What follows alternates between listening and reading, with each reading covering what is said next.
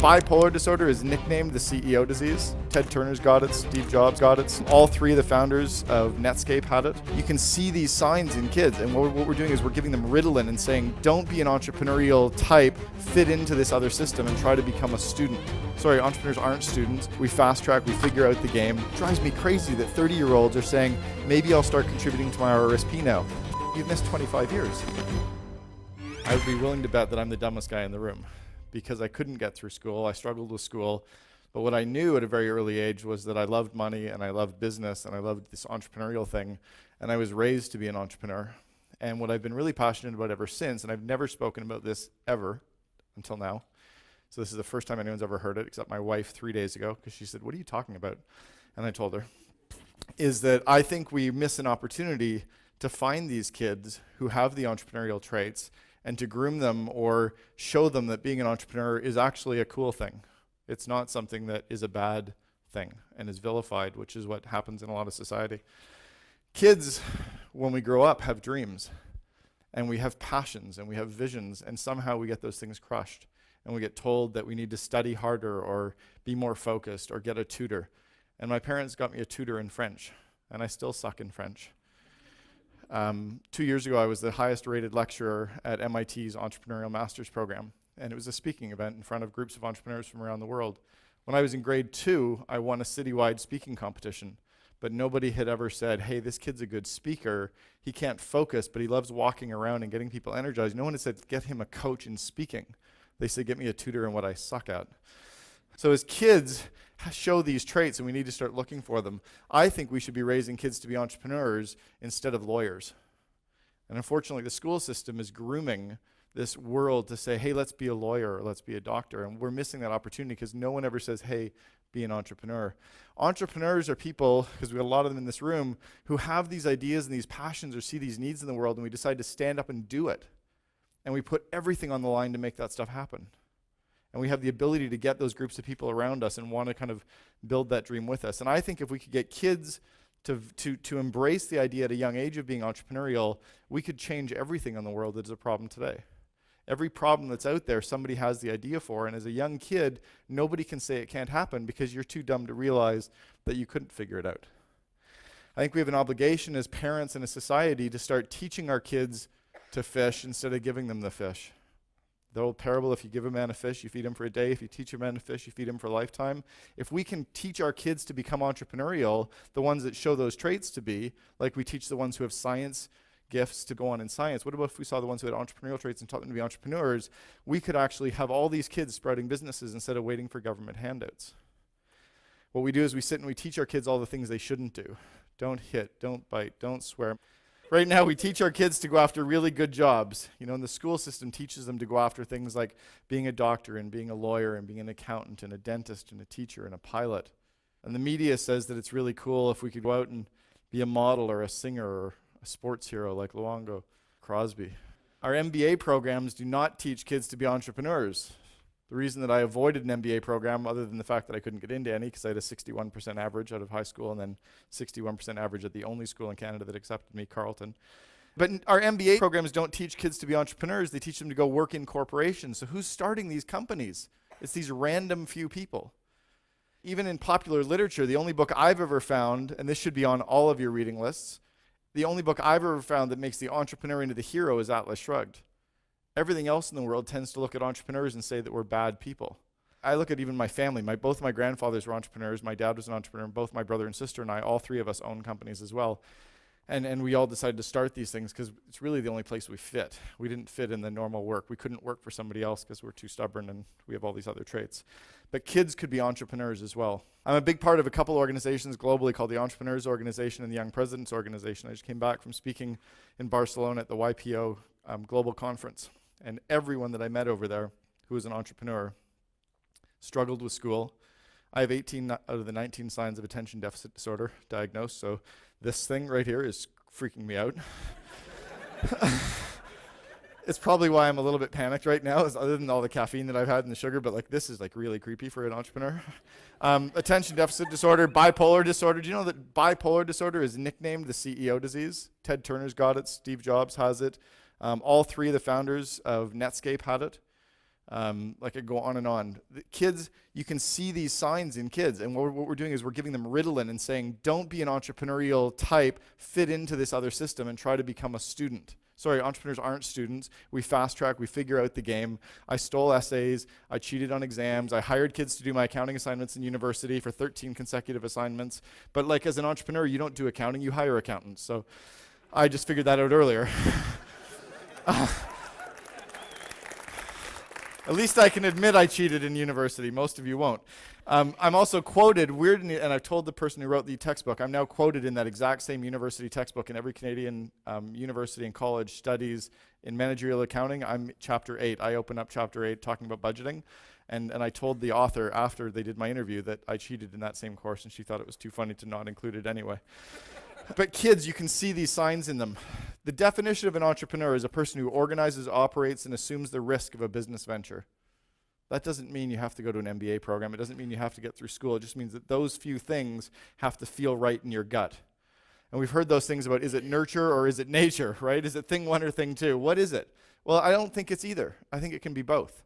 I was groomed as an entrepreneur. When I was growing up as a young kid, I had no choice because I was taught at a very early young age. When my dad realized I wasn't going to fit into everything else that was being taught to me in school, that he could teach me to figure out business at an early age. He groomed us, the three of us, to hate the thought of having a job and to love the fact of creating companies that we could employ other people.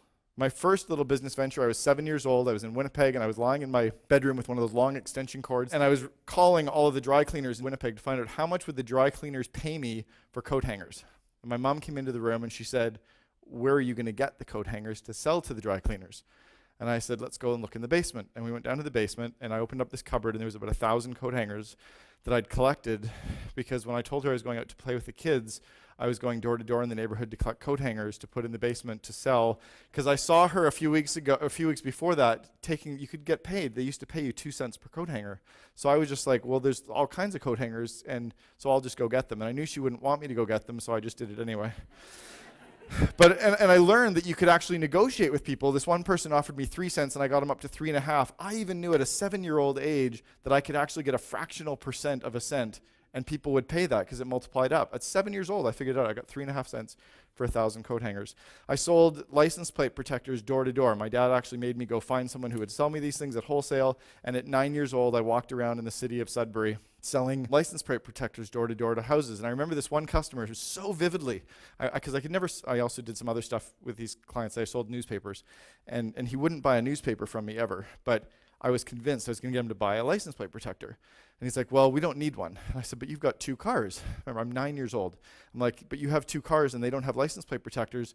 And I said, I know. And I said, and this car here's got one license plate that's all crumpled up. And he said, yes, that's my wife's car. And I said, why don't we just test one on the front of your wife's car and see if it lasts longer? So I knew there were 2 cars with 2 license plates on each. If I couldn't sell all 4, I could at least get one. I learned that at a young age. I did comic book arbitrage. When I was about 10 years old, I sold comic books at our cottage on Georgian Bay. And I would go biking up to the end of the beach and buy all the comics from the poor kids. And then I would go back to the other end of the beach and sell them to the rich kids.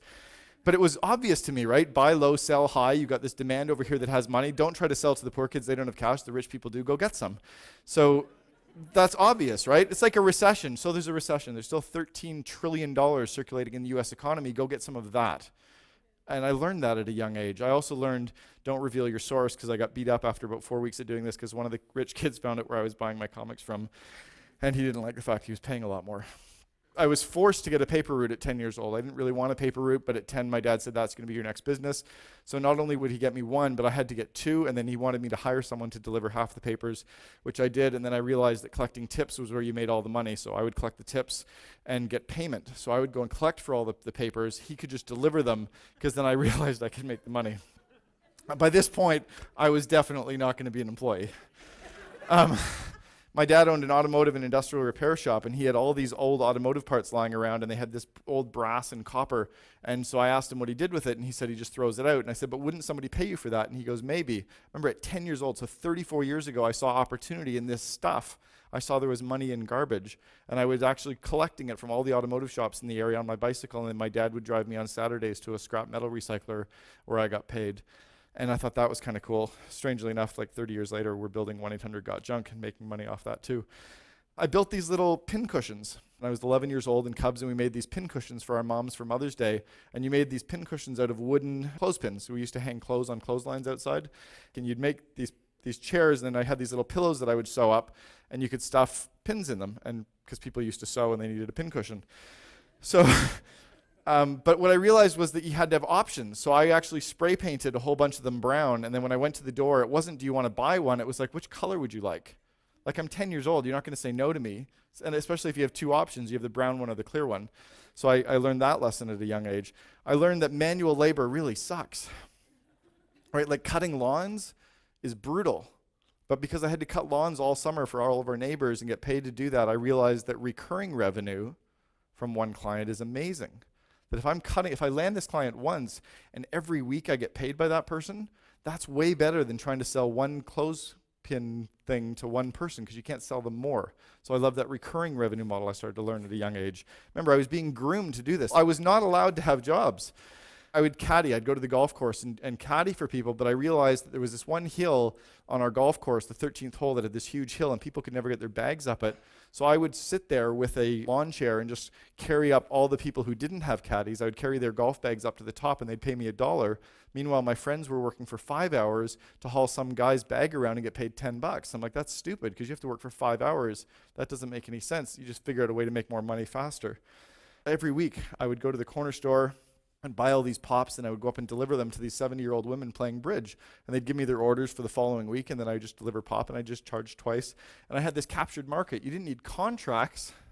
You just needed to have a supply and demand, and this audience who bought into you. These women weren't going to go to anybody else because they liked me, and I kind of figured it out.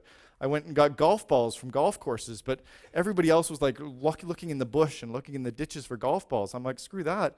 They're all in the pond, and nobody's going into the pond. So I would go into the ponds and crawl around and pick them up with my toes. You just pick them up with both feet, and you can't do it on stage. And you get the golf balls, and then you just throw them in your bathing suit trunks, and when you're done, you got a couple hundred of them. But the problem is that people didn't all want all the golf balls, so I just packaged them. I'm like 12, right? I packaged them up 3 ways. I had the Pinnacles and DDHs and the really cool ones back then. Those sold for $2 each, and then I had all the good ones that didn't look crappy. They were 50 cents each, and then I'd sell 50 at a time of all the crappy ones, and they could use those for practice balls. And I sold sunglasses when I was in school to all the kids in high school. This is what really kind of gets everybody hating you, is because you're trying to extract money from all your friends all the time. But it paid the bills. So I sold lots and lots of sunglasses. And then when the school shut me down, the school actually called me into the office and told me I couldn't do it.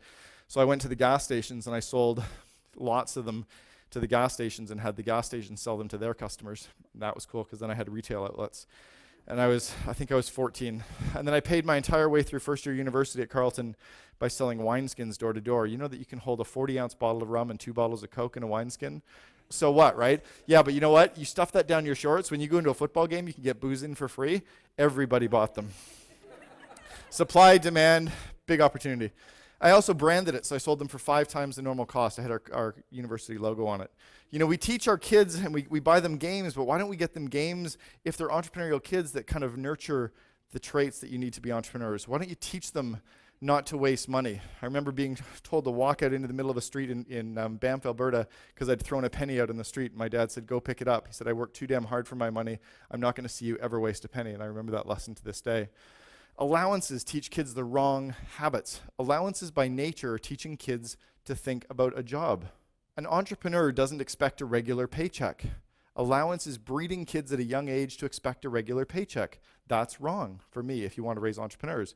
What I do with my kids now, I've got 2, 9 and 7, is I teach them to walk around the house and the yard looking for stuff that needs to get done, come to me and tell me what it is, or I'll come to them and say, here's what I need done. And then you know what we do? We negotiate. They go around looking for what it is, but then we negotiate on what they're going to get paid.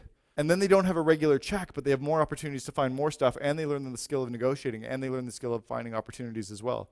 You breed that kind of stuff. Each of my kids has 2 piggy banks. 50% of all the money that they earn or get gifted, 50% goes in their house account, 50% goes in their toy account. Anything in their toy account they can spend on whatever they want. The 50% that goes in their house account every 6 months goes to the bank. They walk up with me. Every year, all the money in the bank goes to their broker. Both my 9 and 7-year-olds have a stockbroker already. But I'm teaching them to force that savings habit. It drives me crazy that 30-year-olds are saying, maybe I'll start contributing to my RRSP now. You've missed 25 years. Like, you can teach those habits to young kids when they don't even feel the pain yet. Don't read them bedtime stories every night. Maybe 4 nights out of the week read them bedtime stories, and 3 nights of the week have them tell stories. Why don't you sit down with kids and give them 4 items, a red shirt, a blue tie, a kangaroo, and a laptop, and have them tell a story about those 4 things. My kids do that all the time. It teaches them to sell. It teaches them creativity. It teaches them to think on their feet. Just do that kind of stuff and have fun with it. Get kids to stand up in front of groups and talk, even if it's just stand up in front of their friends and do plays and have speeches. Those are entrepreneurial traits that you want to be nurturing. Show the kids what bad customers or bad employees look like. Show them the grumpy employees. When you see grumpy customer service, point that out to them. Say, by the way, that guy's a crappy employee. And say, these ones are good ones. If you go into a restaurant and you have bad customer service, show them what bad customer service looks like. Right? We have all these lessons in front of us that we don't take those opportunities. We teach kids to go get a tutor. Imagine if you actually took all the kids' junk that's in the house right now, all the toys that they're outgrown 2 years ago, and said, why don't we start selling some of this on Craigslist and Kijiji? And they can actually sell it and learn how to find scammers when they get email offers come in. They can come into your account or a sub-account or whatever, but teach them how to fix the price, guess the price, pull up the logos or the photos, teach them how to do that kind of stuff and make money. And then the money they get, 50% goes in their house account, 50% goes in their toy account. My kids love this stuff. Some of the entrepreneurial traits that you got to nurture in kids: attainment, tenacity, leadership, introspection, interdependence, values. All these traits you can find in young kids and you can help nurture them. Look for that kind of stuff. There's 2 traits that I want you to also look out for that we don't kind of get out of their system. Don't medicate kids for attention deficit disorder unless it is really, really freaking bad. The same with the whole things on mania and stress and depression. Like, unless it is so clinically brutal, man. Bipolar disorder is nicknamed the CEO disease. When Steve Jurvitz and Jim Clark and Jim Barksdale have all got it, and they built Netscape, imagine if they were given Ritalin, we wouldn't have that stuff, right? Al Gore would have really had to have invented the internet. These skills are the skills that we should be teaching in the classroom as well as everything else. I'm not saying don't get kids to want to be lawyers, but how about getting entrepreneurship to be ranked right up there with the rest of them as well? Because there's huge opportunities in that. I want to close with a quick little video. It's a video that was done by one of the companies that I mentor, these guys, Grasshopper. It's about kids. It's about entrepreneurship. Hopefully this inspires you to take what you've heard from me and do something with it to change the world.